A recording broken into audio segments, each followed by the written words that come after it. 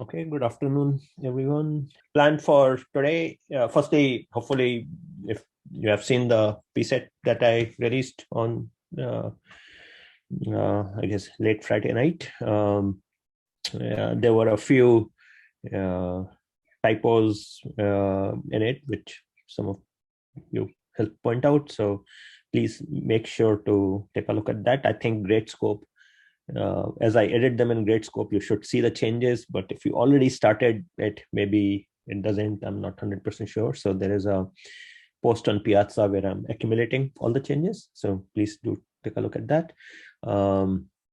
Okay, so the plan for today is we are going to continue with FSM. So there was one thing that I wanted to cover, which I had not included in the slides in the main module 9. Okay, terrific. Thanks, Corwin. So Gradescope did automatically update. Okay, so um, so there's one last topic with FSM before we move on to kind of a more complicated type of sequential systems.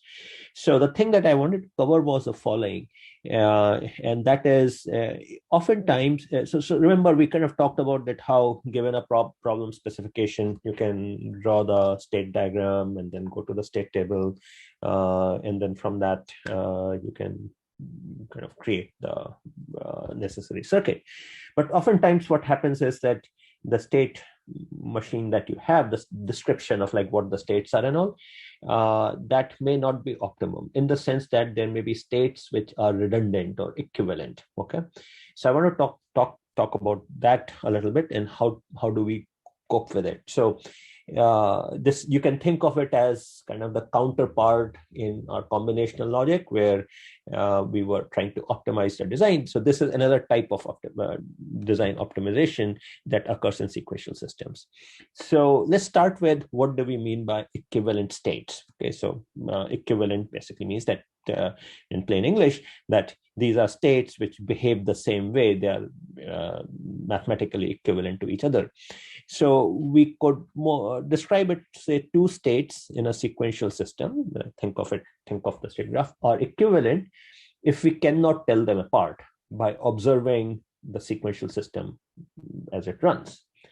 And more formally, what we can say is, imagine I take two copies of that sequential system. Okay, so like take the implementation, just replicate it, and the only thing I do is I change the starting state. So remember, we always said after reset, the state will have some value, right? So what we do is we in one copy we set the starting state to have the value Si, and in another case we set the starting state to have the value Sj. So in this case, N1, N2, think of them as two copies, except they're initialized differently. And then we feed a sequence of symbols X to its input. Okay, same symbol stream, same input stream to both of them, and we observe the out, right? The machines will run and we'll be getting some output.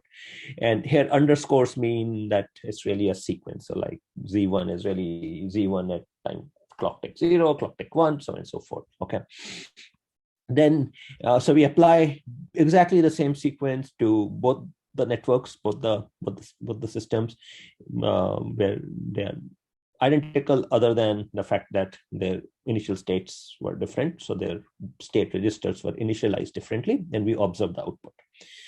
So if the output sequence are the same for every possible input sequence that we can give, then we will say that Si and Sj are equivalent, because basically whether the system starts in Si or Sj, it behaves the same, right? So X is again representing the sequence of inputs, right? One per clock tick, we are feeding it. Z1 is what's coming out of the copy N1, and Z2 is what's coming out of the copy N2. And if for all possible X, the two systems are the same, then we say Si and Sj are the same. So very formally, you can say two states in our FSM are equivalent if and only if for every possible input sequence X, the output sequences Z1 and Z2 are the same. Now, While it's mathematically sound, the problem is it's highly impractical because of this every input sequence X. Remember, X is semi-infinite sequence, right? I mean, it starts at equal to 0 and goes forever.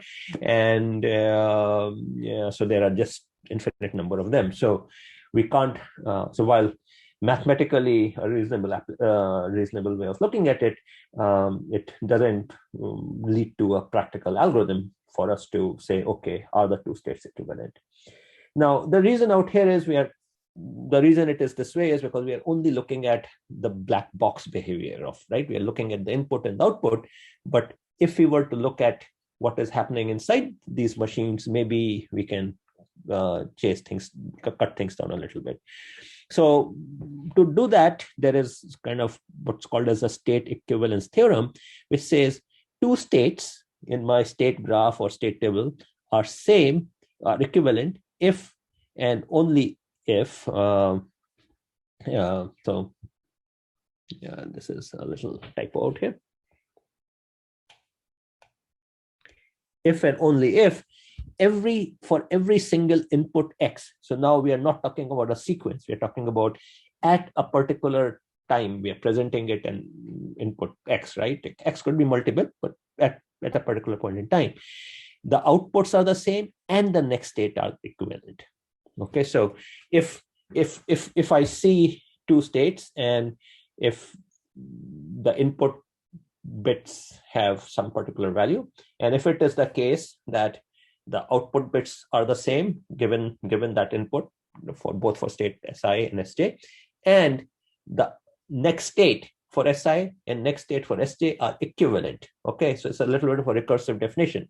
So Si is equivalent to Sj if given the same input at a time t, they see the same output at that time, and they see the same next state. And they see the equivalent next states.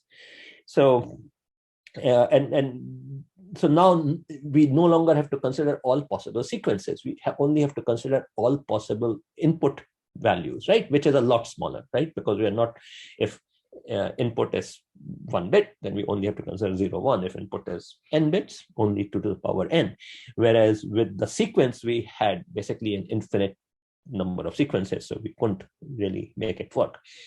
So that's the notion of equivalence, and we'll see how it works. But before that, I just wanted to pause. Any questions? Let's see.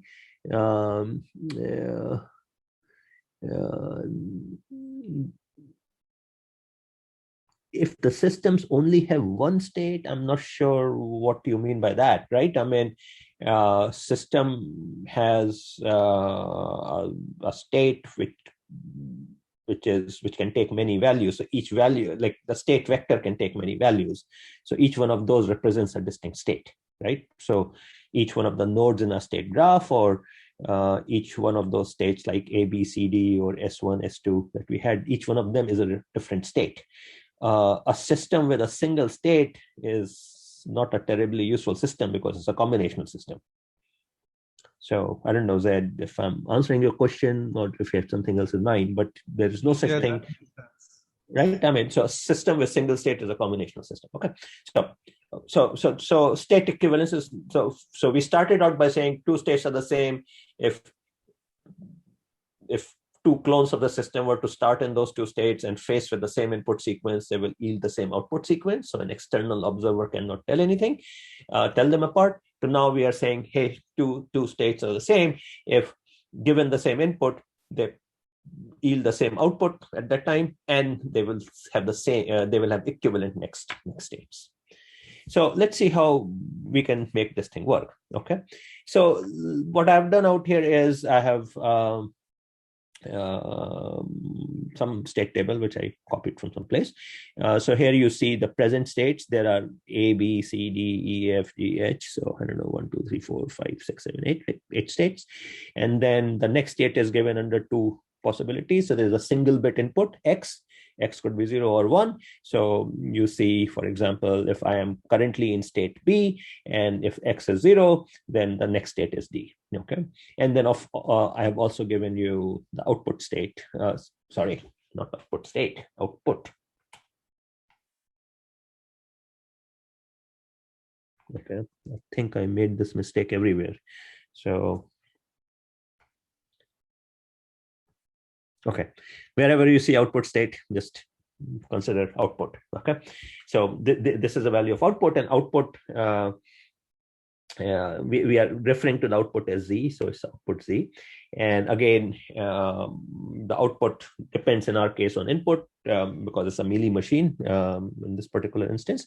So what's happening is, like, if I'm in state E and if x is 0, then output is 0. If x is 1, and output is 1. Okay, and I have drawn, actually using the same tool which I'm making you guys use on the pset, the E dot editor tool. Okay, so it's drawn using the same thing.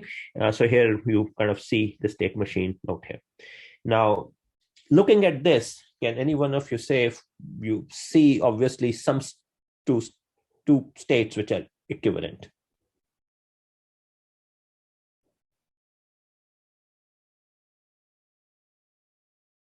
So firstly, for two states to be equivalent, their output has to be the same.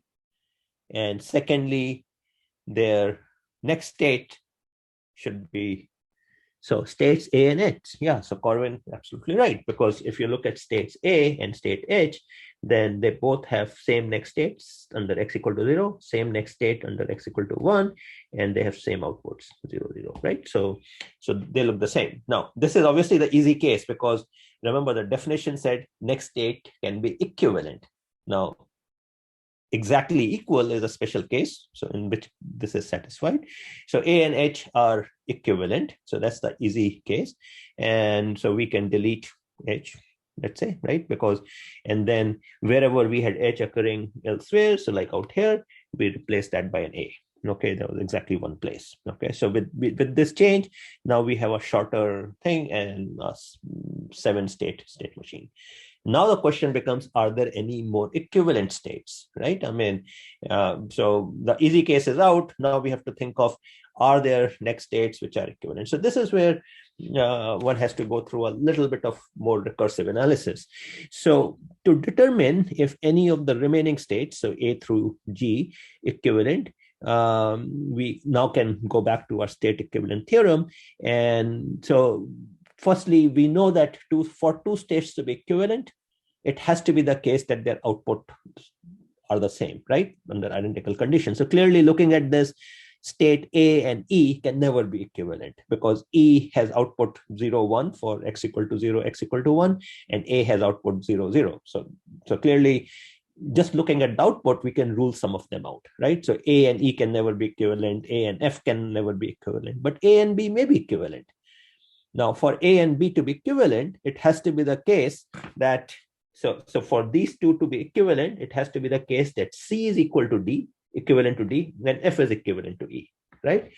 But we don't know at this stage, right? So we have to kind of create some sort of a algorithm to pursue this.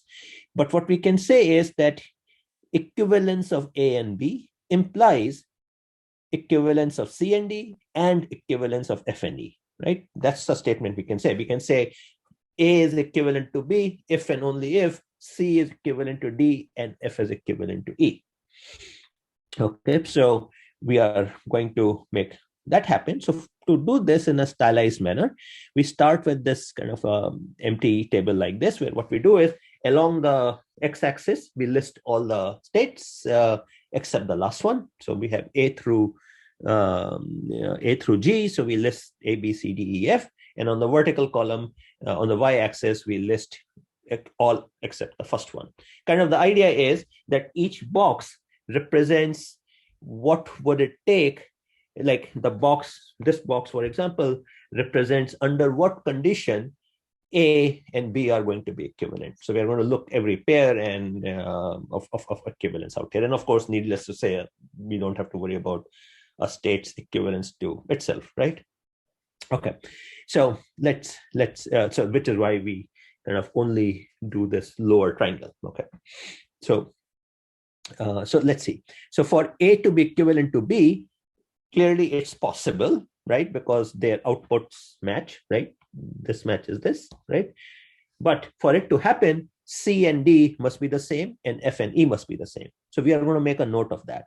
So that's what we do. So I have filled this table out, that looking at this table, this diagram on the right, and some of them are not possible. Like, for example, if we look at E and A, so E has output 0, 1, and A has output 0, 0. They can never be equivalent. So we put an X out there. Okay, so E and A, there's an X out here. Okay, so let's take another one. Let's say E and F, right? So if you look at E and F, they are compatible, right? 0, 1, 0, 1. But for it to happen, E should be equivalent to F and B should be equivalent to A. But since we are worrying about E is equivalent to F, so we don't need to worry about this case, right? That's automatically implied. So the only thing left is A should be equal to B, which is what we notice out here. So we fill this thing out, this whole table, and now we do a further analysis on this. Okay, so we start by noticing that if you look at B and G are not compatible, right? There is an X out here, and that was because B was 0, 0 and G was 0, 1, right? So B and G was not compatible. So this is not possible. So that means this whole thing is not possible. Likewise, let's see. A and G has an X. So this is not possible. So, and those are the only two cases of incompatibility you would see. So I mark them as an X. So after the second pass, where we cross out things which are just logically impossible, we are left with this. Now we see that E and G are incompatible, and therefore this will cross out. This will cross out. F and G are incompatible, so this will cross out. This will cross out. So after all of this, this is what we are left with, right? So after the third pass, and at this point, I cannot cross anything further, so the process is converged. And now what we can do is we can kind of simplify it. So we are basically left with, as you can see, 4 states in this case. So I cancel out the ones which don't no longer make sense, right? I mean,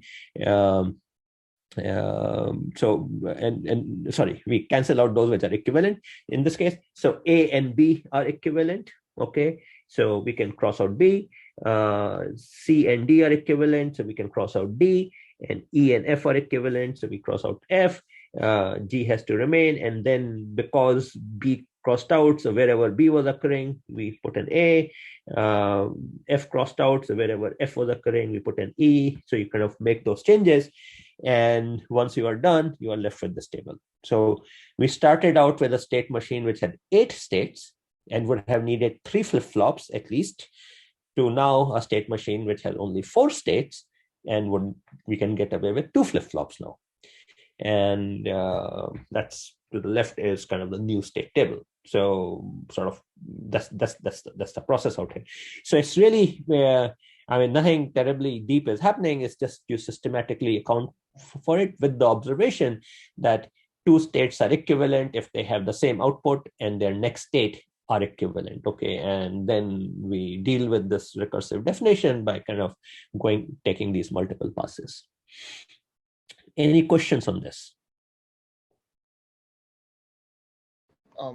Could you go backward at the last step where you described when you finally managed to figure out equivalences, how you use it to generate the state diagram in the next slide?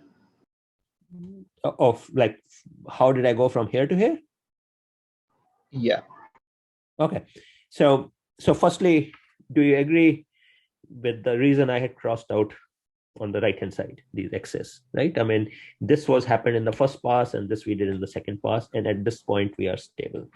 So wherever we didn't cross out, those represent equivalent pairs. So we say that A and B are equivalent, so I cross out B. We know C and D are equivalent, we cross out, and you can see compatibility, right? C and D are equivalent if A and B are equivalent, but we know that A and B are equivalent. And A and B are equivalent if C and D are equivalent, and E and F are equivalent. So that also we know because E and F are equivalent if A, B are equivalent. So at the end of the day, we are left with A because B gets cancelled out, C because D gets cancelled out, and E because F gets cancelled out, and then G was left untouched. Okay, it was never part of any equivalent thing. And then the other thing we need to do is in the remaining rows, we have to replace any state that was occurring with this equivalent counterpart if the state was deleted. So like out here, originally I had an F, but F got deleted. So we replace it by E, which is the part of the equivalent pair that we retain. Okay. And then the left table out here is basically nothing but cleaned up drawing of the left table on the previous slide. And then from that, I just drew it. Hopefully I drew it correctly by just using that E.OR tool. So you can see like A goes to C and E. So A goes to C if X is 0, and A goes to E if X is 1, right? So this is literally just a drawing representation of that. So does that answer your question? Yeah, that makes sense. Thanks. Okay. And then Aiden had the question, can you explain further how you X out the boxes during the very first pass? Okay. So let's go out here. So in the first pass, some boxes are crossed out, like these X's are there because these are states where the output doesn't match. Okay, either they differ in their output for X equal to 0 or output for X equal to 1 or for both. And therefore they can never be equivalent. So again, let's take an example like state C and F. So if you look at C, its output is 0, 0. And if I look at F, its output is 0, 1. So come what may, just based upon the output, we can say C and F will never be equivalent. So we just put an X there. Okay. And whereas if they have outputs which are compatible, then we really focus on under what conditions compatibility holds. So let's look at C and B, let's say, right? So C and B are compatible based on output. They're both 0, 0. But for C and B to be equivalent, D should be equivalent to A and E should be equivalent to G. And that is what I wrote out here, A, D, E, G. Okay. So let's look at another simple example. This one is a lot simpler, but using the same concepts. So there's some state diagram, right? It has 4 states, A, B, C, D. For X equal to 0, next state is always D. So let's draw it, A, B, C, D. And next state is always D if X is false, right? And next state from A is C if it is X. From B, it is C if it is X. And from C, it is A if it is X. And from D, it is C if it is X. So this is the diagram, okay? But the output is different. So present output in state A is 0. So 0 here, B is 0, C is 0, D is 0. Okay, so looking at this, can you tell me any 2 states which are obviously equivalent? A, B, yep, that is absolutely correct. Isn't D 1? Oh, sorry, yeah, you're right. Typo. This is 1. Thanks. Okay. So yeah, let's write it cleanly. T equal to 1. Okay. So so A and B, you can see, are exactly the same, right? I mean, the states are equal, outputs are equal. So just based on equality, we can say A and B are equivalent. So A and B have the same output and same next state. So A equal to B. Okay. So we can scratch out B. And then we'll have to just adjust anywhere that B was occurring. Well, lucky us, B was not occurring any place, it seems like. So we are good to go.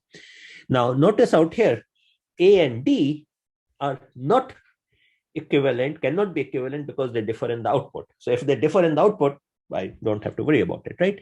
So, and A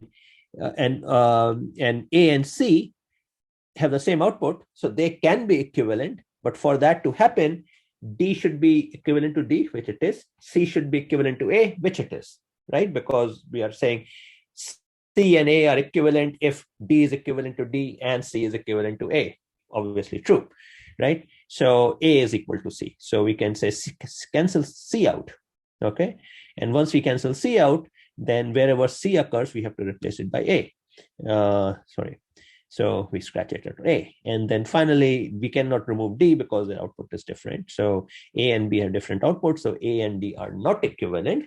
And so now we are left with this state machine. We have A, we have D, D has output 1, A has the output 0, and we go from A to D if it is not X, and we stay in A if it is X, and from D we stay in D if it is not X, and we go from D back to A if it is X. Okay, so that's what's happening. It's kind of a toggling between these things. What does it remind you of anything? Like, so what's happening here? So we are in A. If X is high, as long as X is high, output is 0. As long as X is low, output is 1. Can you tell me what is it?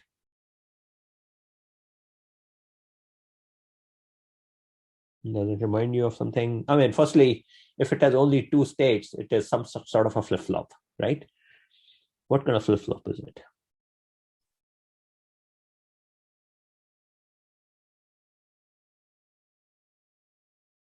Anyone? No, NOT gate is not a flip-flop, right? NOT gate is combinational. Sequential circuit. So it's a D flip-flop with a negated output, right? I mean, that's what we are looking at. So it's a D flip-flop where instead of examining Q, we are looking at Q bar. Okay, so yeah, D flip-flop, but with a negated output. Okay, so anyway, yeah, it's a simple example. This one, I'm just leaving, try it out on your own. Actually, if you go to this website, which I had on the previous page, they actually have an interactive system where you can plug in your own FSM and try out what the reduction would be, and it shows you kind of the same logic that I just described to you. Okay, it walks you through that. So it's very straightforward, in the sense that there's just as long as you're systematically doing it, it's hard to go wrong. But anyway, so that's the procedure out here. So that's this part. So that wraps up FSMs. So now we are moving to a different topic. By the way, just wanted to also mention something. So we'll have a closing quiz, as you know, quiz 2, and we will do that on the discussion day, Friday of the last week.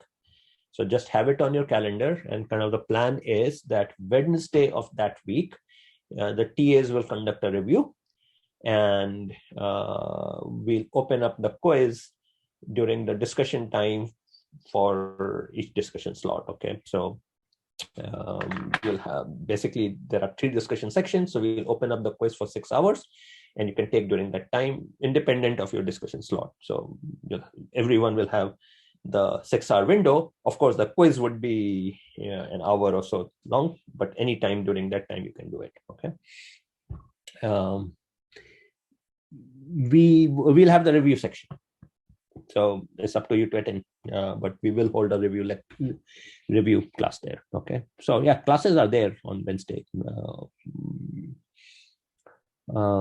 So anyways, just that was kind of a bit of a digression. Okay, so now what we are moving towards is dealing with even more complicated sequential logic. Okay, so I alluded to this thing last time, that imagine like when you write software, right? I mean, the state in your program, right? I mean, part of it is where in the program you are. How does a computer remember where in the program you are? some of you are doing CS33. So how does a processor remember where in the program you are? Anyone?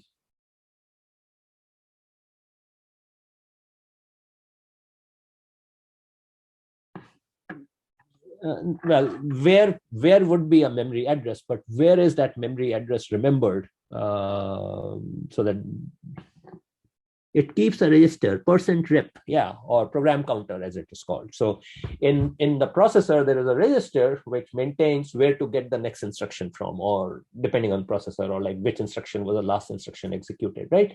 That's the state, right? Part of the state, right? Part of the state of your program is where are you of a running program is where is it running, right? So that certainly exists.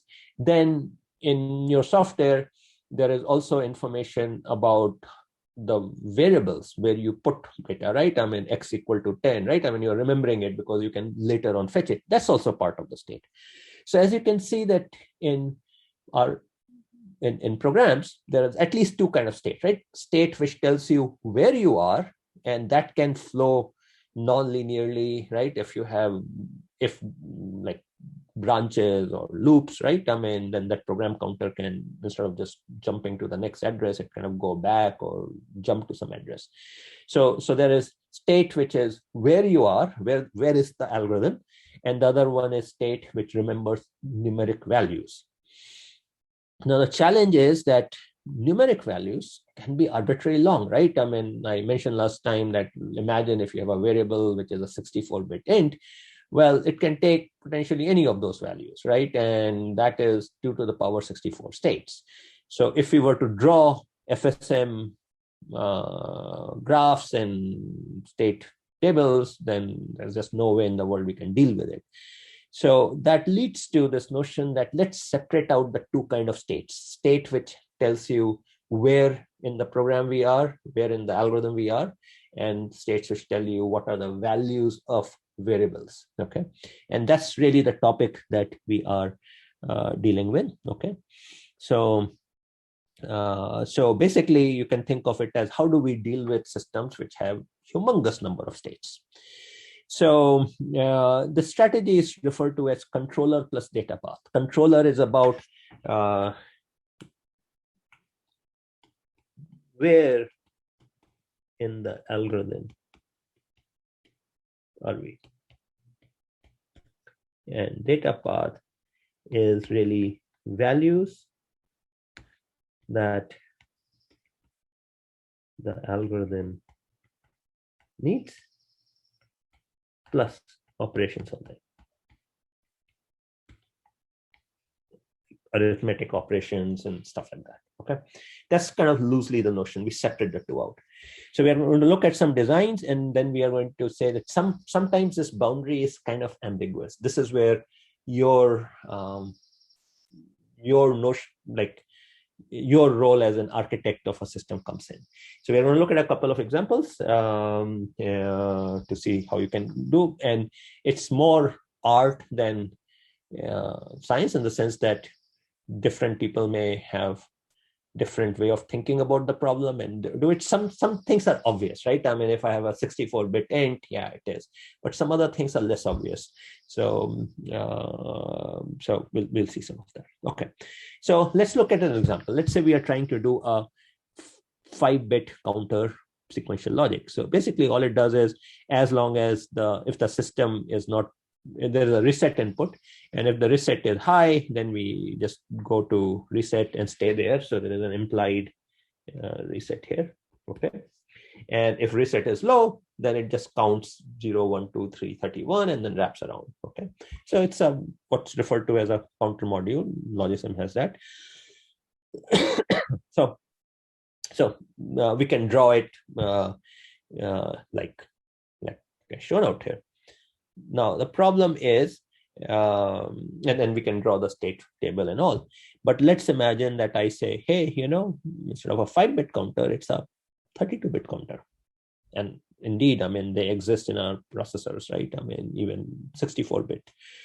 Now, how would you do it, right? I mean, if I were to follow this approach, And then I will have a graph with 2 to the power, well, 2 to the power 32 is 4 billion plus, and 2 to the power 64 is like gigantic, right? So clearly can't do that. So we need some other way of thinking about it. So now we are going to enter into a world which will seem more like your software programming. And indeed, the thing is, I mean, hardware is what software runs on, so shouldn't be very surprising. So the idea is that we are going to separate out things which are like data. So if you think about it out here, the state here is like a number which we are just adding 1 to, right? I mean, if you were to be doing it in a program, then you would have x equal to x plus 1, right? That's how you are going to think about this thing, right? None of this FSM business and all. So that's what we are going to do out here. So what we can do is we can say next state is, and this syntax hopefully is familiar to you from programming language, and also actually from preset 1, which is saying if reset is true, then next state is 0, and if reset is false, then next state is state plus 1. So we are doing an arithmetic operation, right? Now an operation is state plus 1. So we can compactly describe it this way. And this act, this operation, right, check the value of a Boolean variable called reset, a 1-bit variable called reset, and based upon that, do an operation on the state is what we are doing out here. So this again, this thing just repeats what I just said. So this counter is an example of something which is a data path. It's the state here is like data, and we are doing operations on it. In this case, addition operation or setting it to 0. So a sequential circuit where the next state is generated as a consequence of a arithmetic expression or a little program or like your programming language type expressions instead of a table. That's what we refer to as a data path. Okay, so it's more like software programming than like the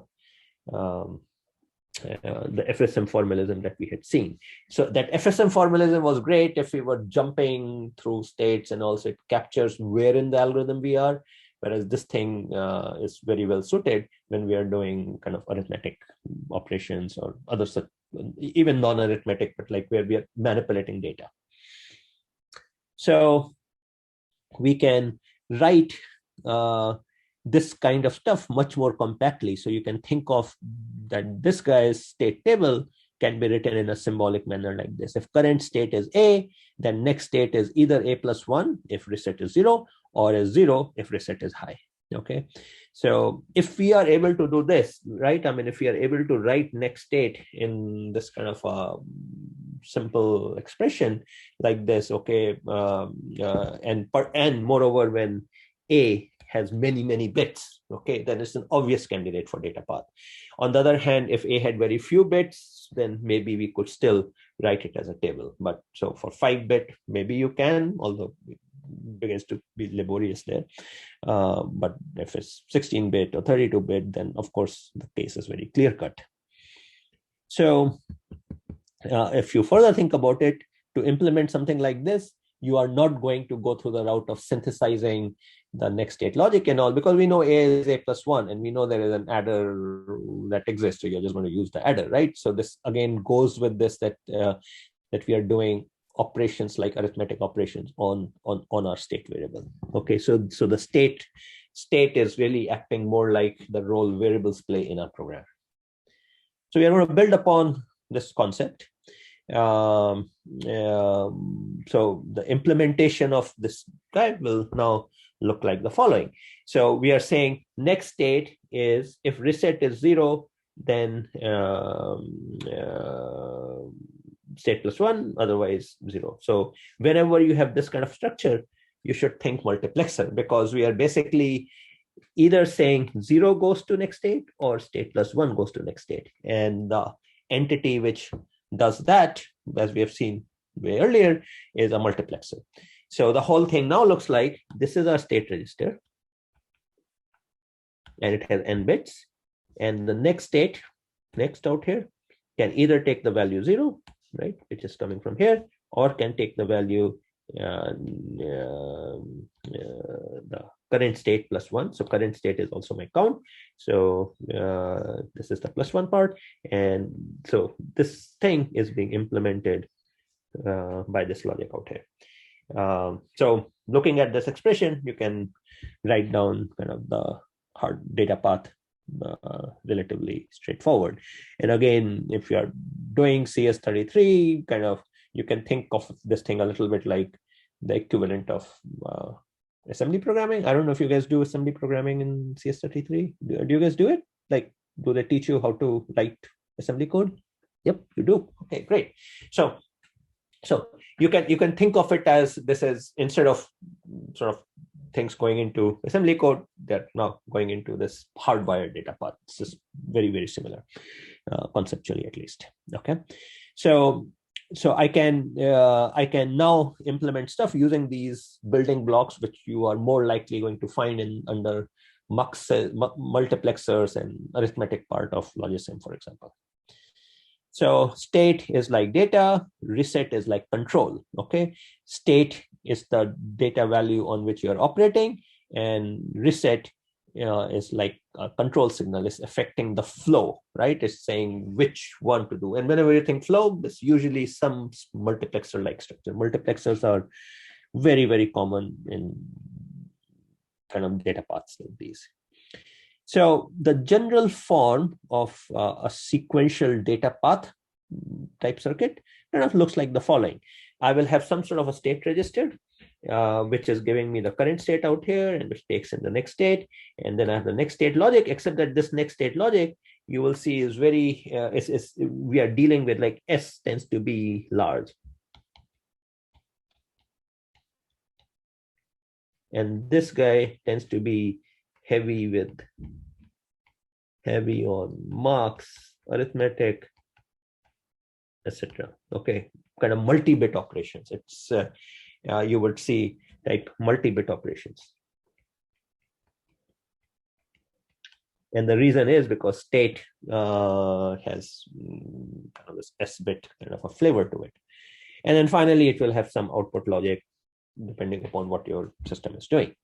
So we'll see some more examples as we go along. But the idea is that instead of resorting to kind of Boolean logic optimization, Karnaugh maps, or even corresponding tools, we really think of it as more like little software program snippets. Okay, best way is to really think in terms of those pseudocode kind of thing. I've been writing stuff like this, and then just straight away map it to things. Like, for example, in the design assignment, the problem which was about the gap between the winner and the second rank one, that was an example where really, once you think of the algorithm, it was just a bunch of multiplexers and stuff like that, which you could just write it out. So that's how you think about the data path. Okay. So let's look at another example. This one is a more complicated one. So what we want to do now is we want to design an up-down load counter. So it's a counter which can either count up, that is every clock tick it will increment, or it can count down, every clock tick it will decrement, or it can be loaded with a value. So I can say on this clock tick, neither count up nor count down, but instead, whatever value I'm giving to this guy at the input, that gets loaded. Okay, so it's kind of like initializing it. So use of this kind of a counter could be, let's say I want to measure count a certain period. So if I know my counter operates at, let's say, 1 hertz, and I want to count 10 seconds, and then I can load 10 into this counter and then count down, for example. Okay, so this is very useful, and you'll find it in these microcontrollers. Those of you who play with Arduinos and these kind of devices, you have access to these kind of counters and all, which are you in the form at the software level. They are often referred to as timers and all, for example. Okay, but let's say this is what we want to design. So what we really need to do is, you can say, look, the state is whatever is the value of the counter in the counter value in the counter. So now what we do is we kind of really think of this specification that I gave you, and you now try to think in terms of a little pseudocode, a little program. So sort of obvious in a way. If reset, next state is 0. If not reset and up, then next state is state plus 1. If not reset and down, then next state is state minus 1. If not reset and load, then next state is just whatever is on the input. And otherwise, next state remains unchanged. Okay, the counter stays put wherever it is. So hopefully you'll agree that from this plain English description, we can get out here. So this is usually a plain English spec. Okay, and going from here to here is when you are formalizing specification. Now, one thing I would mention is, and this is partly based upon some of the questions I see on Piazza. In your professional lives, if you end up getting into any sort of system design type activity, whether software or hardware or mechanical systems or civil engineering systems, whatnot, these things are often sort of, they're plain English. They may be, what should I say? They may not always be clear, may have typos, may have potentially even some ambiguities, right? May have errors. All of these kind of things, okay? So your job as an engineer entails taking this plain English spec, which is coming from a customer, so to say, and formalizing it so that it's very clear what the system is doing. And once you do it, you go back, maybe you can run a simulation around it and then show it to the customer. It's equally important when you are doing this, prioritize, right? There are obvious typos which you just report when you just wanted to correct it, versus errors and ambiguities, right? That's the one where you consult. If you treat every little misplaced typo as an equal priority as a serious error, then your interaction with your customer is not going to be good. Okay, I mean, so one of the things as engineers we learn to do is to prioritize, to triage, right? Some things you report, but they're clear from the context what the writer meant. So sort of this report, like there's a typo, or if you are in a position to correct it, just correct it and move on. And then there are things where clearly there's a contradiction, like at one place the spec is saying if A is true, then X is high, and another place it's saying if A is true, X is false. Okay, then of course you have to go back and all. So just wanted to mention this, that this is, as you move along in your education, you will encounter these things. I mean, these specs are just that, they're human plain English specs, and they may not be crypt. So learn to prioritize, learn to see what is worthy of just reporting, fix yourself, move on, report, send a note on Piazza, but then reserve your sort of detailed questions and all on things where clearly there is a genuine issue. Okay, and you'll find more and more as we kind of go along these things, because it's very hard to have a plain English spec which is as crisp and all as the next state function is, almost by definition. Okay, so one has to just keep in mind that that initial step, reading the problem or reading the specification and then converting it into something rigorous and formal, is super important. And in this particular case, the output function count is state. That's super simple, right? I mean, not much is going on. So we have this. Okay, so you go from plain English spec to this kind of software-ish formalization. Okay, then I can now I could have written it in this table format also. If assuming it was 5-bit still, I could have written it in this way. I'm sure, hopefully, most of you agree that this is a lot more comprehensible than this, right? More longer descriptions are not necessarily better descriptions. Okay, and so anyways, so I can use this to create a more compact symbolic table. Okay, that's the key thing. So all this stuff with multiple rows and all, I can squish it down into this. Current state is Q. If reset is high, then 0.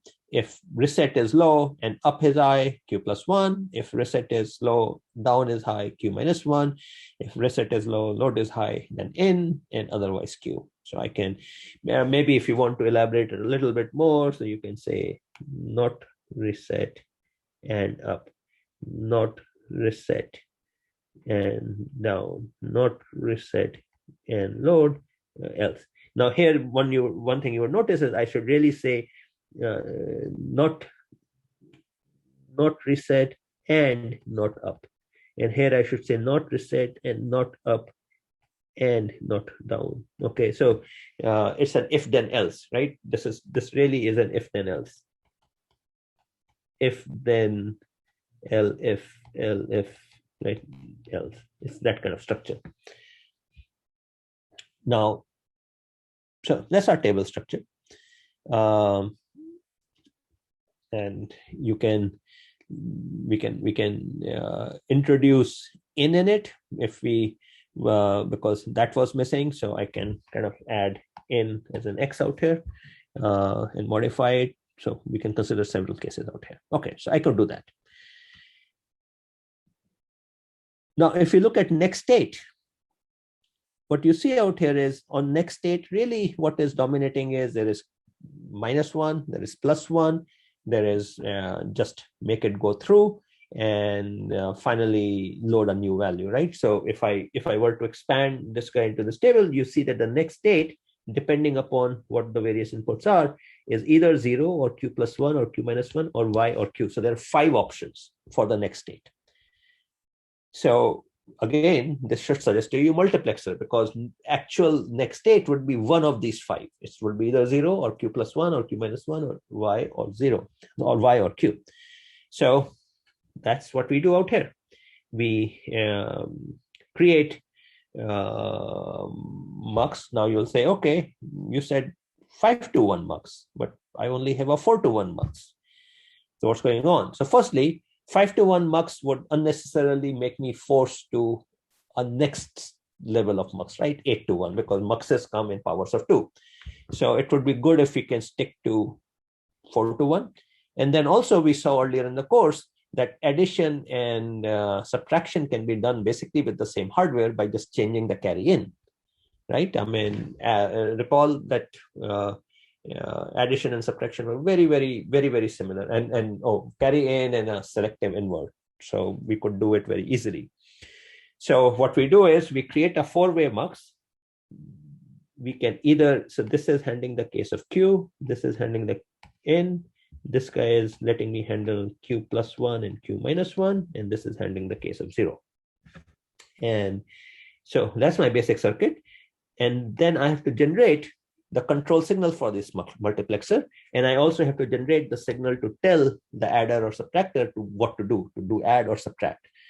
So I have 4 inputs, 4 control signals. So this is my control, right? This part is the data path. Because if you think about it, all the information which is going this way is n bits. So data path, a characteristic is it works on these n-bit numbers. Okay. Whereas control is like, it's often people call it glue logic and all, this kind of tends to operate on single bit stuff. And then the two meet out here where control sends some signals to the data path to tell what to do. These are like your instructions in a processor. It's telling the data path what operation to do. So you can think of this part as the operations.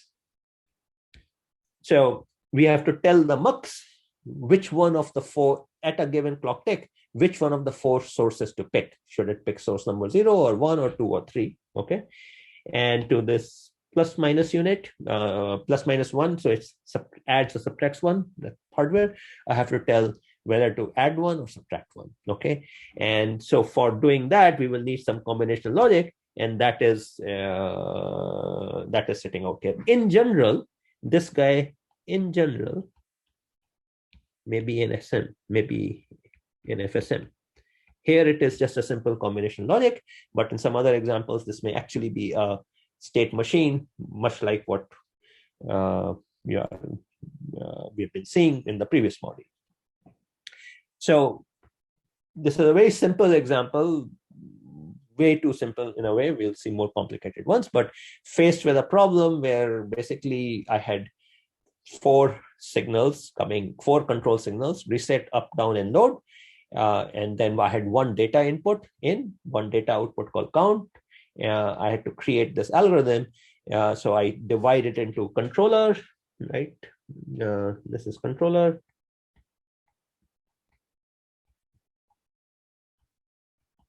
And this is data path. And controller can in general be in a full FSM. In this example, it's just some combination logic. So a sequential system in general then has the structure that we separate out operations which are happening on n-bit stuff, which is and call it data path and design it separately, and then things which are happening on 1-bit thingies, those we carve out into a separate thing called controller. Okay, so can muxes and this approach be used for control FSMs in the same way as we are using for? Yeah, you can, in some cases. Usually though, things which are tend to be in control logic tend not to be that structured. Okay, so I would say it would be rare that you will find it, but certainly you could if the problem lends itself to. Okay, I think the more defining characteristic about data path is that is where n-bit things reside, like quantities which are n bits, n being typically large, right? I mean, kind of thing. Whereas control is the stuff which is dealing with these individual signals. Okay, and generally control would be done using a ROM or a combinational logic or all, but you could certainly do it with mux also. Remember, we saw that using multiplexers, we can implement any combinational logic. So I guess at some level, trivial answer to your question is yeah, for sure. Okay, so using a 4-bit mux out here, let's see, what the other question? Okay, so using a 4 mux, I already walked through this thing, and adder can perform subtraction as well. So we were able to multiplex it. And remember, the decision to use a mux 4 was driven by that mux go in power of 8. So if I had dealt with those 5 sources individually, it would actually be not a very good move. 2 counts. Firstly, mux next up from mux 4 is mux 8, which is much more expensive than mux 4, right? Secondly, if so an alternative design where I put a mux 8 and then it has a separate +1 and a separate -1, that's kind of stupid too, right? Because I'm putting a hardware for +1 and a hardware for -1 when I know at any given time only need one of them, right? So might as well just have one of them which is capable of doing both on demand. All that cost us this little wire which is running out here, right? So that's all that matters. So so these kind of decisions, there is no algorithm anyone can give you for that. Okay, this comes from experience. It's no different than when you are writing code, right? I mean, depending upon your expertise, someone will write kind of tight, compact code with a good data structures and good algorithms underlying it, and then a newbie programmer is going to write something which is probably bloated and not using efficient structures and all. It's the same thing. The way you think about the architecture improves with experience, basically. Okay. And by the way, this is where generally I see that it requires you to think about operations which are really at the boundary of hardware and software. Okay, so sort of people who tend to be good at hardware are also the one who tend to be very comfortable with low-level software, operating system level software and all, and vice versa. Okay, so that's where the two worlds meet. So let's look at some more complex examples now. Let's see how we're doing. I think we are right at the halfway point, 5 p.m. So maybe we can take our break at this point. So let's do the following. Let's resume at 5:05, and then we'll walk through a couple of examples. Okay, and then two more elaborate ones after that. Okay, so let's do a 5-minute break.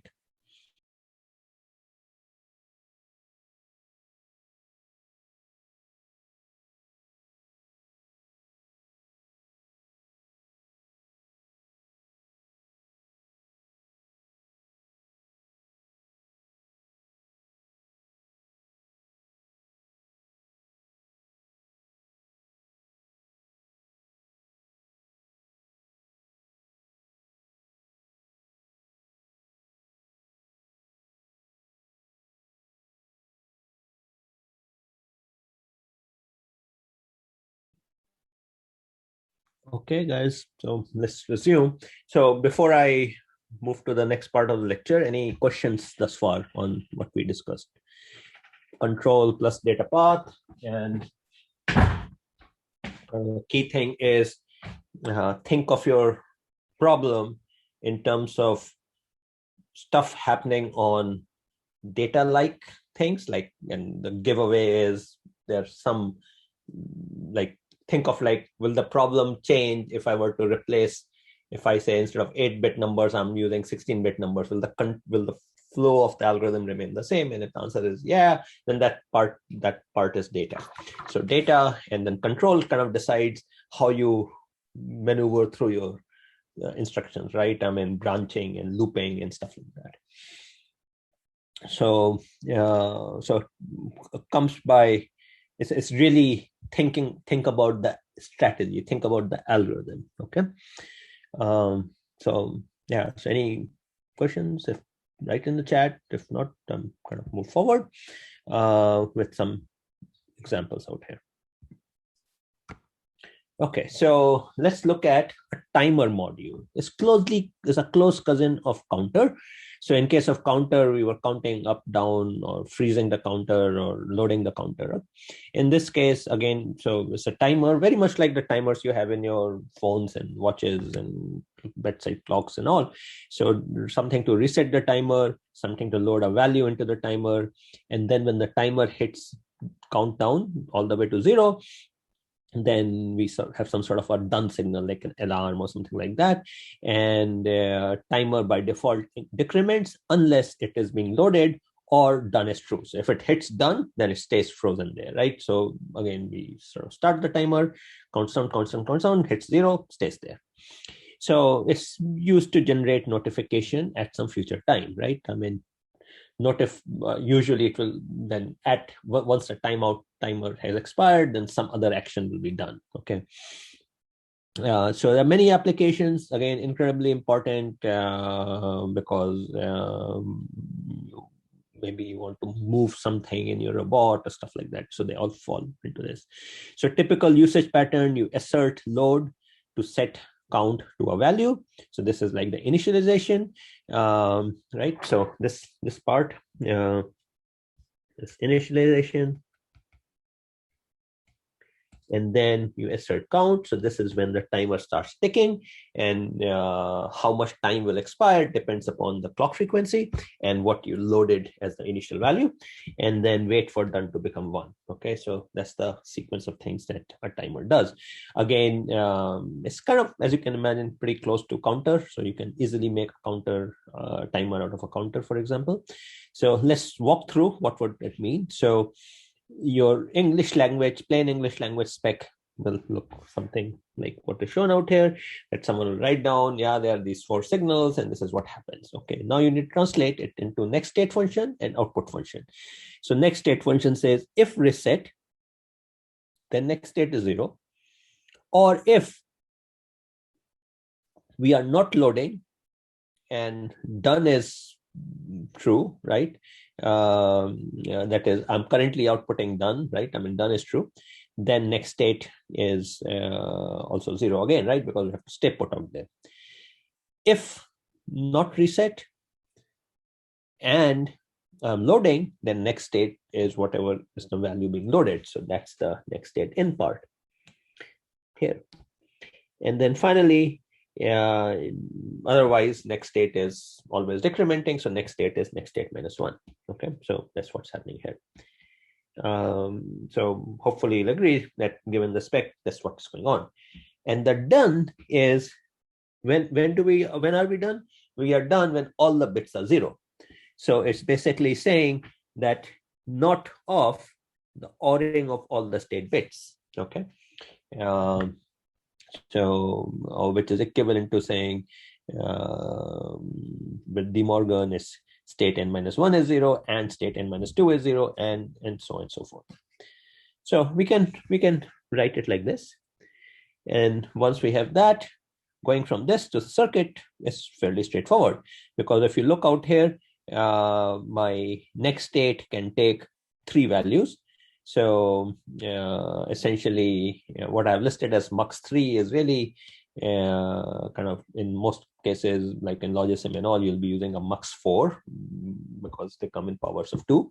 And I had 3 options out here, right? I could do a 0, I could do in, and I could do state minus 1, right? So that's what you see out here. State minus 1 is this one, in is this guy, and 0 is this guy. And then using reset, load, and done, I will have some combinational logic. So this is CL combination logic. Okay, I would generate signals out here, and depending upon whether my mux takes encoded signal or one hot signal, the structure here will depend on that. So I'm generating the next state. This guy would be n bits depending upon your timer, and then this combination logic is checking that the n bit is all zeros. Okay, you could do it with, like in Logisim, there is a equality checker, so you could use that together with a constant value. Okay, any questions on this one, like how I went from here to here? Okay, let's do another example. What does the equal 0 do at the end? It's a combinational logic which checks that the incoming input is all zeros. Okay, so you can do it using the equality checker. You can also do it using an XOR gate, for example, or XNOR gate. There are a variety of ways you can pull it off. But why do we need it to be 0? Because remember, when the timer hits the value 0, then we want to make done go high.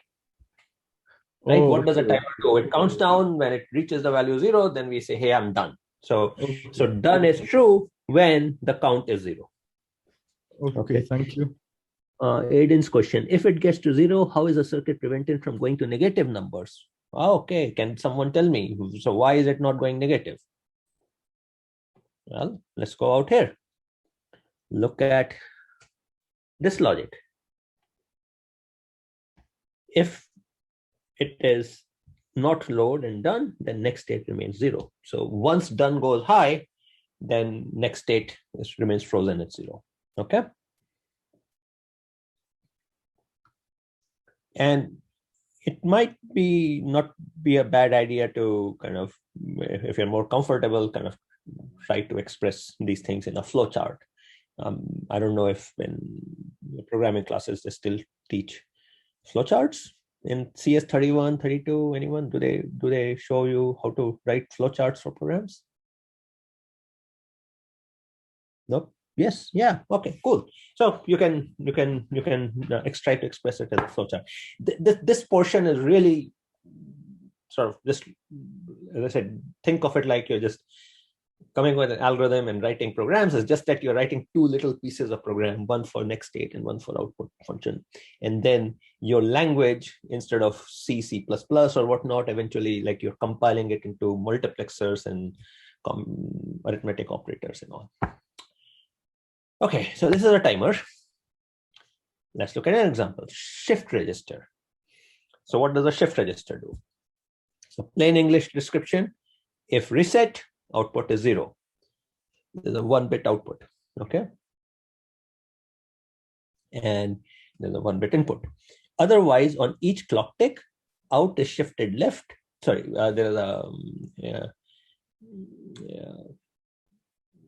So think of it like there's a register with many bits in it, and every time, so one of the bit is the output at the far right or the far left, and every time I'm shifting, kind of the contents of that register shift. Okay, so this is what it looks like. If reset, next state is 0.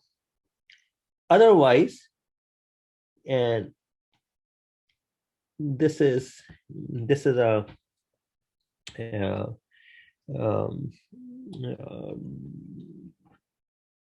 weird notation out here, is basically saying this is a concatenation operation. So it's basically saying that initially, let's say state was 4-bit. Okay, so let's say state was 3:0, and let's say its value was 0, 1, 0, 1. Then what it's saying is that 1 will go out here, 0 will go out here, 1 will go out here, and I will get sin out here. So the system has a 1-bit input called SIN, serial in. Okay, stands for serial in. So the idea is every clock tick, we are shifting and putting in the SN. And output is whatever is the content of my register. So so that's what's happening. So what is going on out here is, so going back out here, if you think about it, again, I have an if then else statement with 2 clauses. So it suggests that I will have a 2 to 1 mux. So that's what we have out here, 2 to 1 mux. One value is 0, which corresponds to the reset, right? In this case. And the other one corresponds to my regular functionality. This is the main register, which is holding the value. And then I have some wiring magic going on, right? I mean, I take the n-1 input coming in, and then take the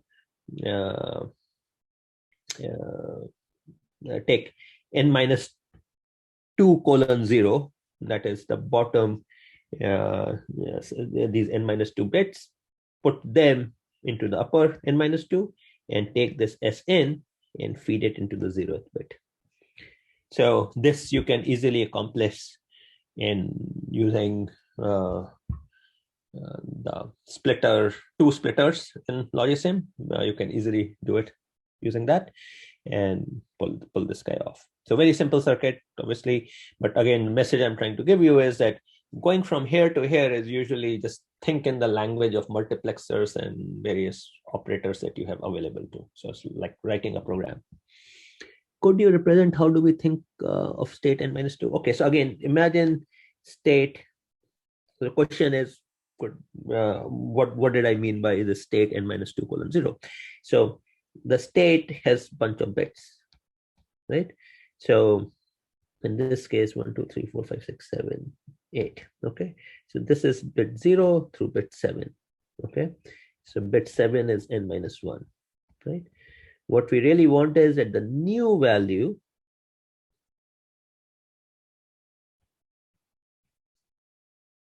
is such that this portion, which is n-2 through 0, is put out here, like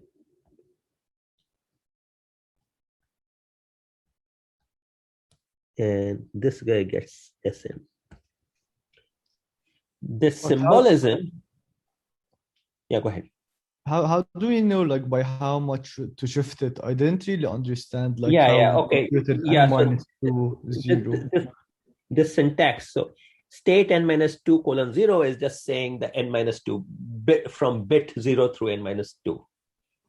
Okay, so this is, in many programming languages, you see something like this, right? n-2:0 is saying bits n-2 down to bit 0.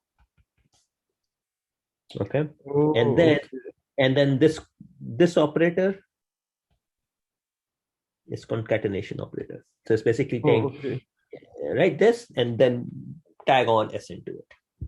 Okay. Okay, thank you. Yeah. These are all made up syntaxes. Okay, so usually, I mean, I think my guess is this might be Verilog syntax. That's why the book is using it. Kind of a little bit rusty on my Verilog, But that's all that's going on here. Okay.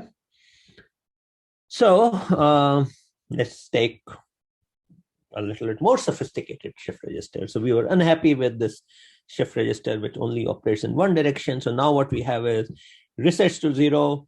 You can shift it left, filling the least significant bit with SN, or you can shift to the right, in which case we fit the SN into MSB, or we can load a new value. Okay. Otherwise, output is unchanged. So now we have parallel load also. So we can write this thing like this. We can say if reset, next state is 0. If not reset and left is high, then next state is as before, right? This is as before, previous module. If reset is not high and left is not high and right is high, then next state is, so now SN goes to MSB, and then the upper, what were the previously bits n-1 through 1 now become bits n-2 down to 0 in the output, in the output state. And then finally, if it's not reset and not left and not right, but is load, then next state is in. And finally, if everything else fails, then we hold the state. And output is nothing but the state. Okay. So in this case, you have mux with 5 possibilities, right? Let's see how we do the design. So, well, in this case, there's no clever trick we can really play. So we put in a mux with 5 possibilities. And I guess if you're stuck with using mux from a library, you will have to use a mux 8 for something like this. Okay, but if you have the liberty of designing your own mux, you can chop away 3 part of the mux 8, which is not needed. So in this particular case, again, the case for 0 is obvious. The case for in is obvious. Here we are holding the state, and these two are nothing but wiring. Okay. Much like what we had previously. And then the control for the multiplexer will depend upon what we are doing. So some simple combinational logic can pull this guy off. Okay, so remember, these are just wires. Okay, cool. So to summarize these simpler examples, they're basically what we are doing is, given the spec, we kind of mentally divide it into 2 parts. We divide it into stuff which is happening, which is like arithmetic type, shifting, adding, and multiplex to route the information the right way. And then I have this register, which is where we store the value, or potentially many registers, we'll see soon. And then we have this control, which is basically providing signals to the multiplexers or to the operators.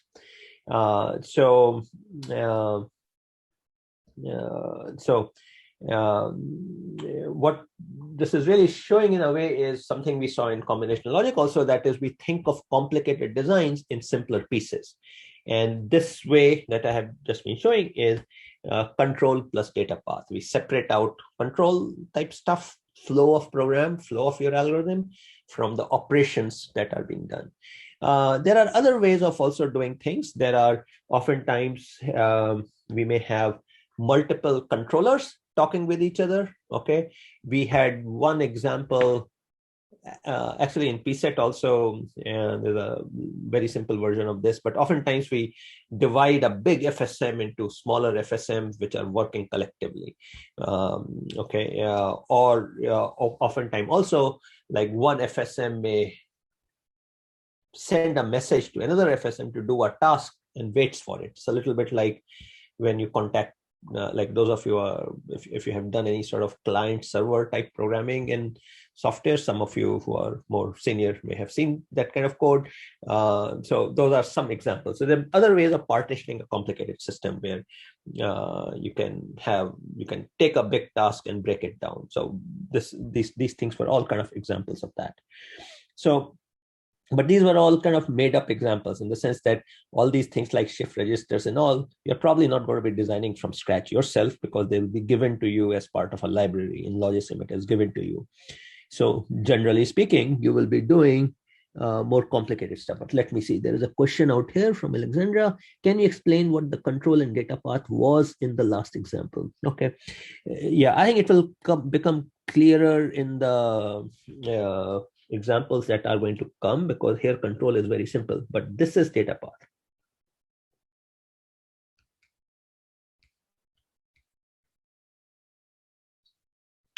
It's just that the controller here is so simple that it has no states. Okay.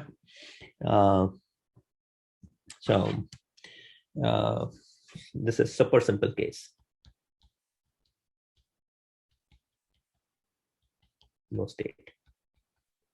But soon we'll see that that's not true for more complicated stuff.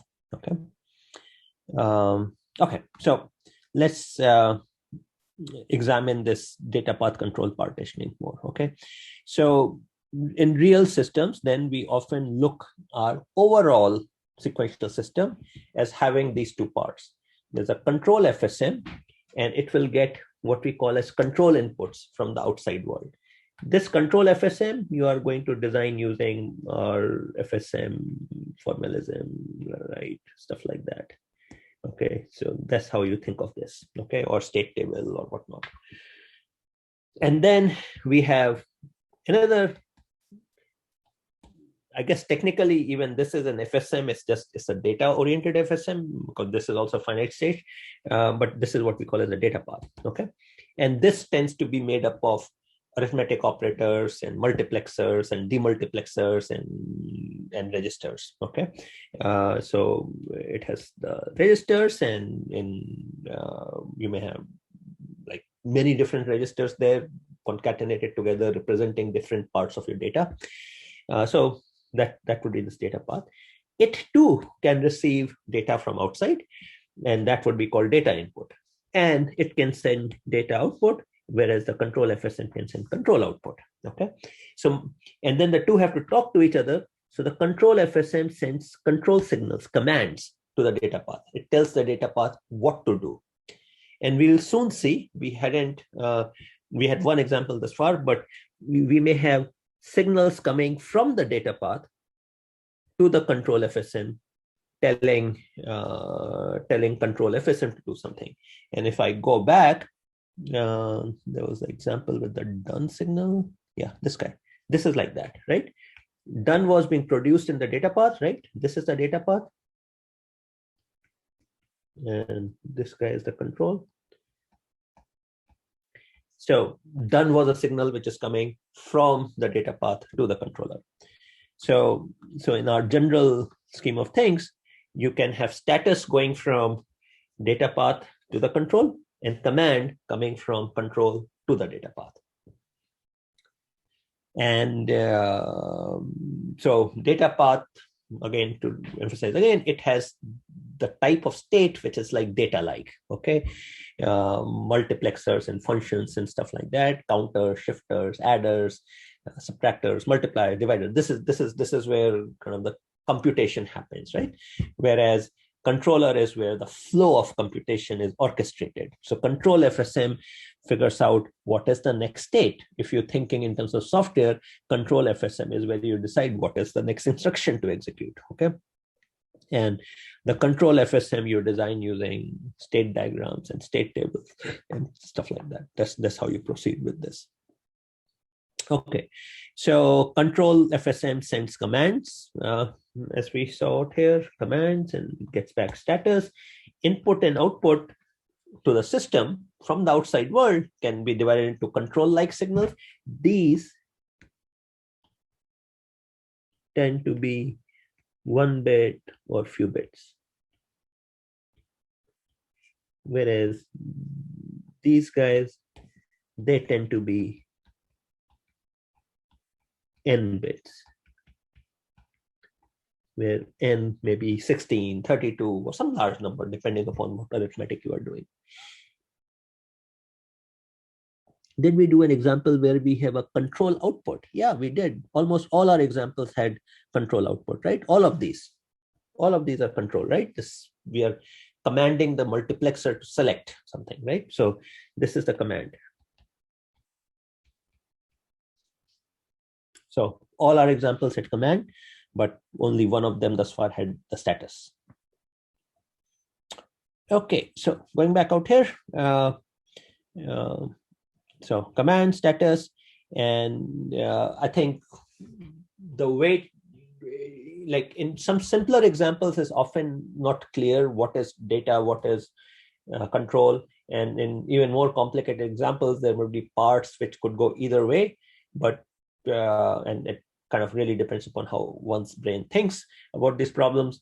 But getting this separation right is important, because if you don't get it right, then your state machine may get super complicated, or your data path may get too messy. Okay, so kind of thinking about this, and I generally find the rule of thumb that if I am faced with a problem, and if parts of the problem are such that my algorithm will not change, if I were to say instead of 16-bit is 32-bit, then that's data.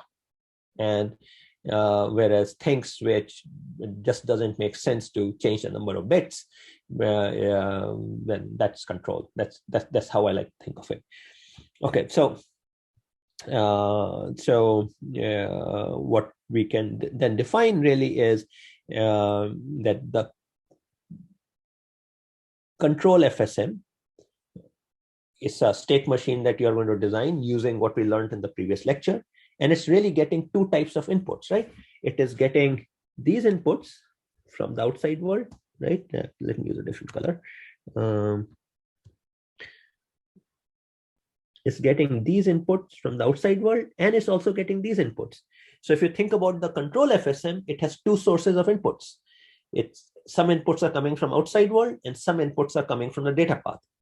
So you can say that the set of inputs to my control FSM is really a union of control inputs and the status. And output from my control FSM includes output going to the outside world, as well as commands going to the data path. So for when you are designing the control FSM, your output really is control output plus the set of commands. So, and then the next state and output logic, you can kind of think accordingly. For the data path, it's kind of reverse. Commands are its input as well as the data inputs, right? So that's the input part. Output are the data outputs, which are going to the outside world. So it could be a speed value being sent to a motor, for example, right? As well as the status signals. And then again, we have the next state and this one we think in terms of a symbolic program and design using multiplexers and things like that. Both control FSM and data path are FSMs. They are both sequential systems. They are both finite state machines. We just design them differently because they deal with different kind of stuff. We design the control FSM using state graphs and state tables and all, and we design the data path using this pseudocode type stuff. And which really is that separation, right? I mean, is something that you'll have to decide faced with a problem spec. So let's see how we're doing. Okay, so let's take an example, a vending machine example. Okay, so this is from the book, and let's try to sort of walk through it. So it's one of those. So is next state and output the same? No, next state is next state and output is output, right? I mean, in our state machine description, next state is the value which will next enter into the state register, and output is what goes out of the state machine. Oh, because they had the same formula. Let's see what happened. Sorry. Yeah, I should really say, yeah, I see what you're saying. I should say I'm some other function G. Okay, and yeah, maybe you can call it F prime and G prime. Okay, they're two different functions. Thanks for pointing out. I was using F in the sense is some function. Okay. Hopefully that clarifies things. Okay. Okay. So vending machine controller for some sort of a smart machine like this. Okay. Well, not terribly smart actually, example, but let's walk through it. So you are given some spec. It receives coins, it receives nickel, dime, and quarter, and then accumulates how much money you have deposited, right? So keep inserting coins and it will sort of will show you how much money it has. And then at some point you are going to dispense a button, and this machine of ours has only one thing, a particular type of drink. So when you press the dispense, it just gives a can of that drink. And if enough, only if, of course, enough coins have been deposited. And then if you had deposited excess coin, then it is going to return change, and it has a reservoir of nickels in it. So it will only return you change in terms of a bunch of nickels. So that's this machine. So now assume that this machine has a motor which does the actual dispensing. So you want to send a command to this motor and probably move some mechanical gizmo to actually get the can out. And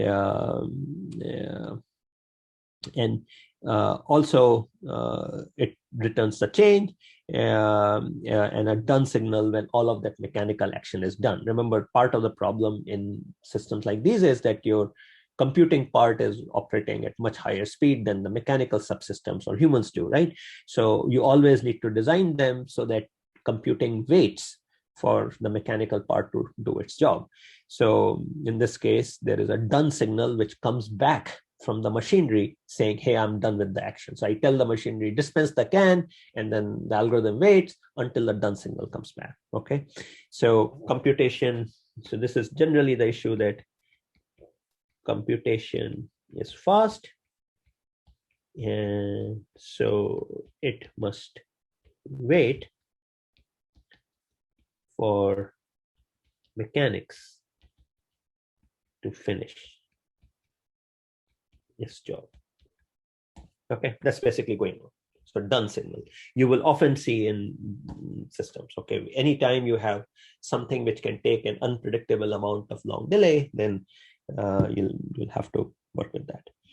So we'll faced with this, you can clearly see that there is some operations we are doing on currency, right?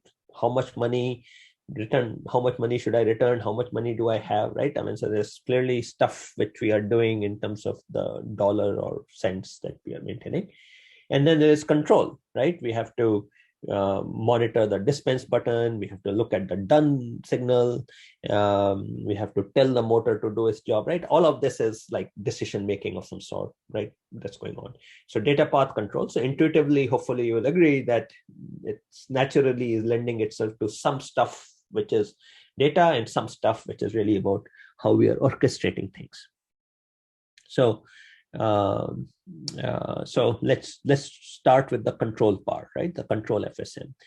So its job is to keep accounting of as the money is being deposited, and then when the dispense button is pressed, and then returning change nickel at a time.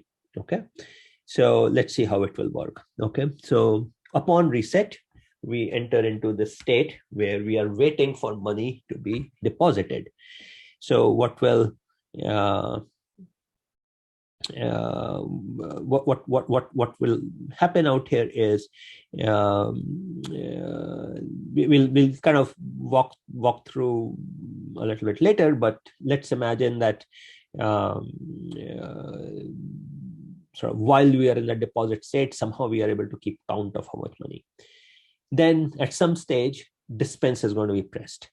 So when dispense is pressed, then if we have enough money, so if dispense is pressed and there is enough money, then we are going to go to serve state. Now, the problem is in serve state, we are going to tell the motor to start serving, but the motor may take some amount of time, that mechanical gizmo.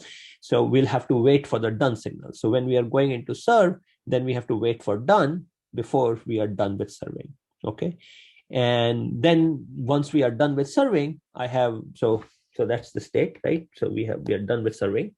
Now I have two possibilities. The user had deposited exact change, in which we go back to dispense, so back to deposit, or the user had deposited excess change, right? So in which case it's not done and not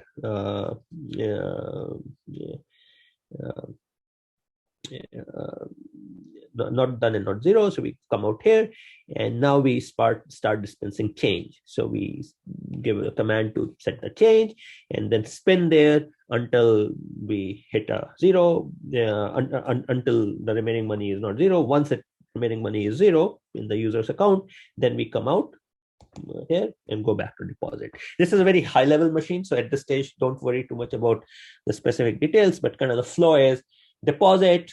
If the dispense button is pressed and we don't have enough, then we stay put.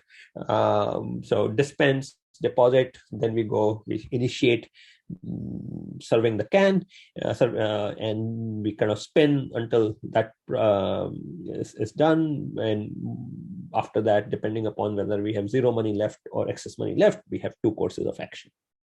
Okay, so that's kind of the high level flow of a machine like this might be. We assume here that the mechanical stuff is going to send some sort of a signal which indicates that it is done with its job. Okay, so continuously accepts coin in the state, waits for dispensing to be done. In this case, checks how much money is left, and then waits for a nickel to be dispensed. Excuse me. And this state it checks how much dollar is left. Now let's see, there's some questions. Okay, no. Okay, so that's kind of the high level stuff that we'll think about the control. There are obviously finer details and signaling and all that we don't have, but let's also look at now what would I need to do in the data path, right? So in the FSM, we'll have to do something like this. In the data path, so our control logic is sitting down here. So this is what was described by this guy, right? So that's a control logic. And if you could see that it is getting these signals. Okay, so the idea is that it is getting signals for reset, a nickel, a dime, a quarter. Those are every time the user puts in a nickel, the nickel goes high every time, dime. Okay, then the dispense button, and then a done signal. Done signal is coming from the motor, and then it is outputting serve and change to the mechanical side. Okay, so this is to mechanics, and this is from mechanic.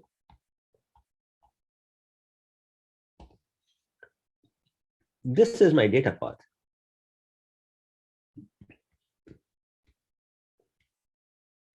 And when designing the data path, you have to really kind of think of what kind of operations do I need to do. So clearly, sort of if you reflect on it, probably the key state variable of interest is how much money do we have, right? Because all our operations, the user deposits money, then we have to keep track of it. We dispense the drink, we need to subtract from it.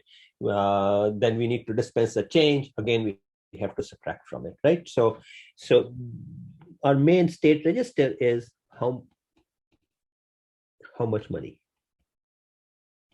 right? That's what we are keeping track of out here. Then we have to think in terms of first deposit operation, right? And also clearly there will be some place somehow some input from outside which tells you what the price of the drink is. So and we clearly need to do addition, and we also need to do subtraction. So we put in a adder subtractor out here, right? Because so that we can add and subtract.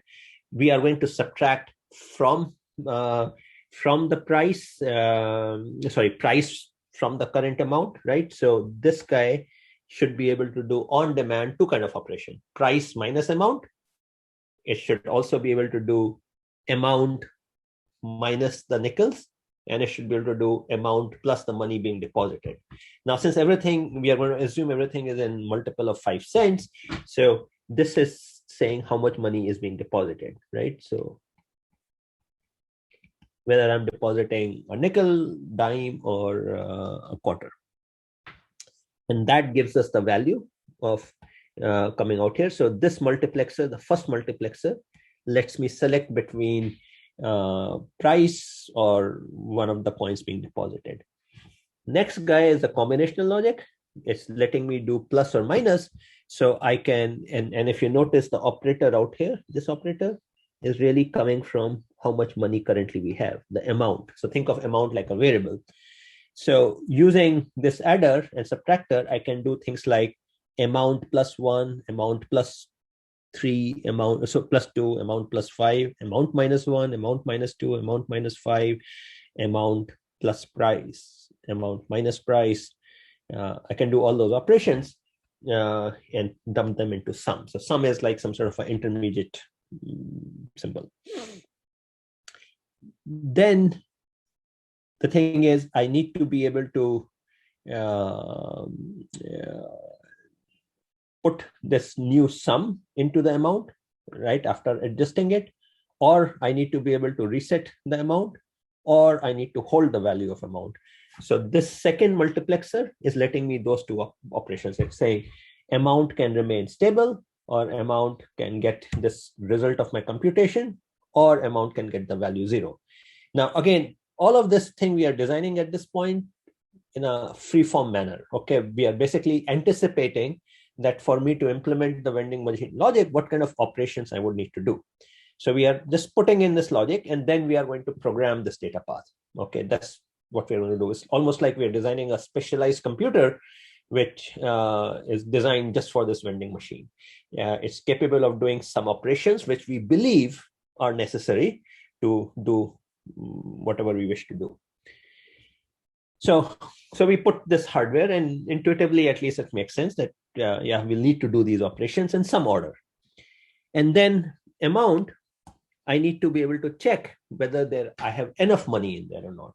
So I need to see whether amount is greater than equal to the price. So that will give us the enough signal, right? So it's going to compare the price with the money that currently exists, and that gives me the enough signal. And this is a status signal, which is going back to the control FSM, right? Because the control FSM needed the enough signal. It has to look at somewhere. I would have like, yeah, here, enough. Okay, so enough is an example of status signal. And also I will have a 0 signal, which is basically saying, is the amount 0? And we needed this signal because we need to decide out here whether we need to dispense change or are we done. Okay, or we also need to decide when we are done dispensing. So we put all of that logic in. So this data path is designed on faith. We are kind of looking at what my machine needs to do potentially. We still don't have any particular program in mind, other than the fact that whatever that program is will need to do these kind of things. So we put in this data path, and we had the rough state machine. And in the state machine, you will also see these status signals, right? So which are controlling the multiplexer, controlling whether we subtract or add, controlling the second multiplexer, and it is sending signals to the outside world, okay, to the mechanical system. So let's see. Could you repeat again what each mux does? Okay.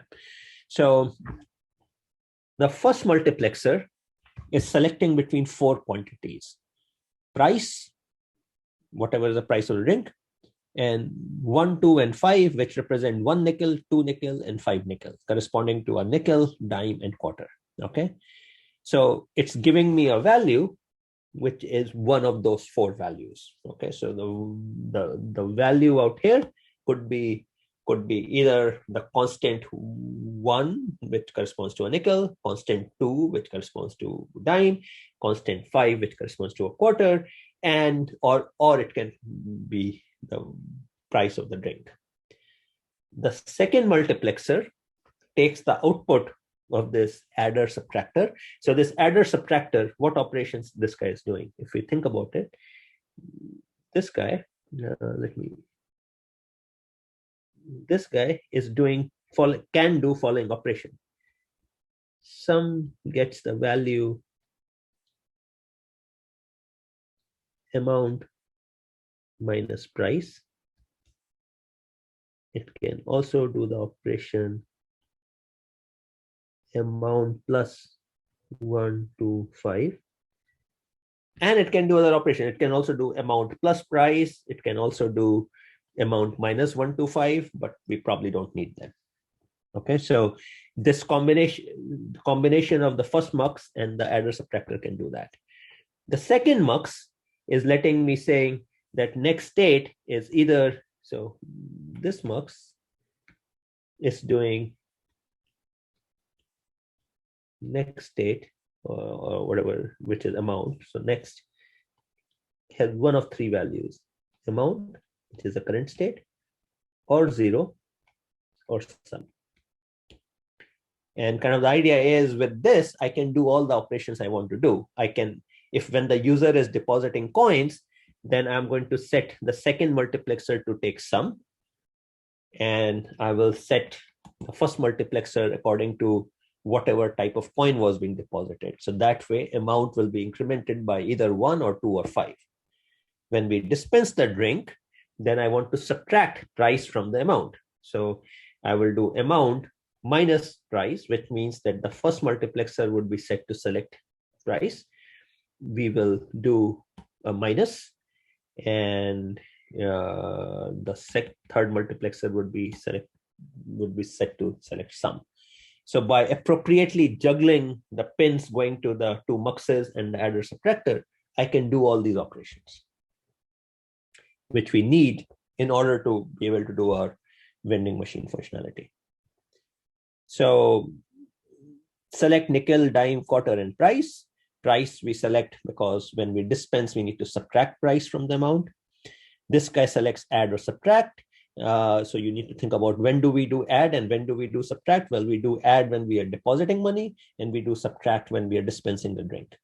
And when depositing, we add an incoming coins amount, and then we subtract the price of the drink. And also when we are returning change, we are going to be subtracting 5, okay, again and again, right? Because every time we dispense change, we have to subtract a 5. And then finally, we can select between 0 or sum or retain the values. That's the third multiplexer's job. So why did we come up with this architecture? Well, I guess the flippant answer is this is what's in the textbook. But if you kind of more seriously, if you think about it, when you are faced with a problem, your very first task ought to be, roughly how would I do this algorithm, and then what operations would it need?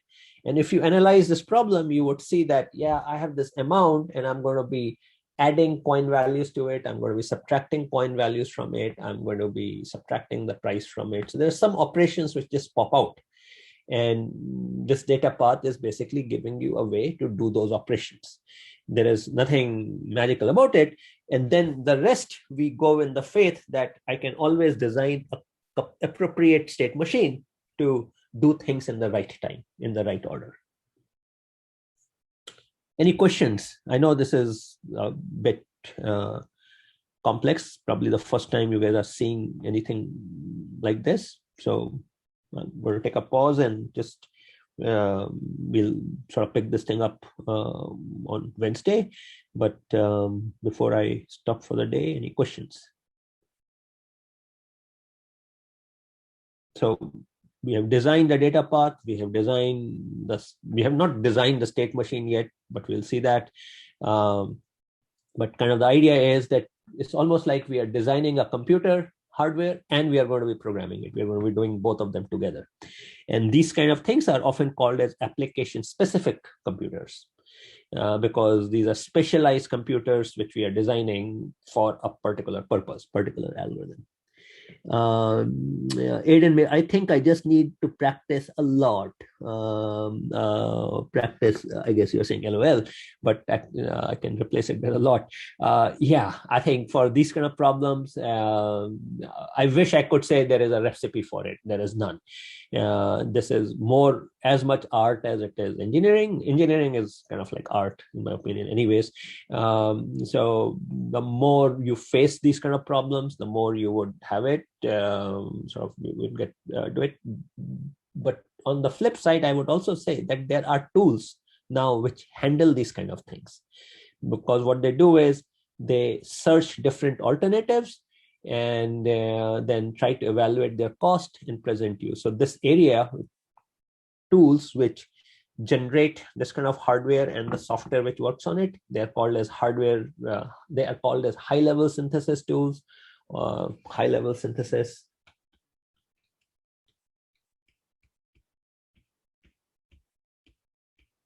Another name for them is hardware software co-design. Okay, so there are software tools which do that, and for a lot of stuff people use them. They do pretty decently. Professor Jason Kong in CS department out here, his group does a lot of work in these kind of things. In fact, some of the tools which are used in the industry came out of the research in his group. So there's a lot of cool stuff which happened right here at UCLA in that area. Okay, so anyone, before I hang up, any questions?